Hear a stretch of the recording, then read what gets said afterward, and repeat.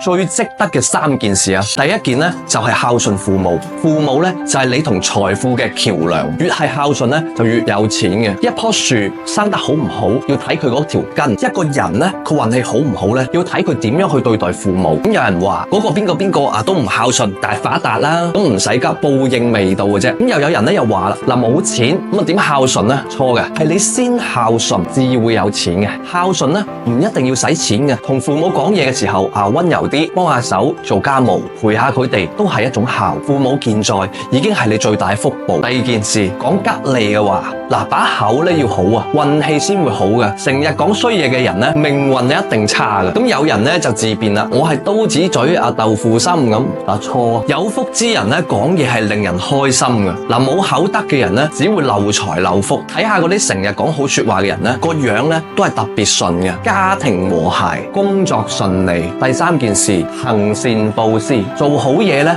禍患自然遠離噶啦。大家知唔知咧？你每做一件善事咧，都可能係幫你擋咗一劫噶。只要你肯去行善，你同子孫後代咧都會越嚟越好嘅。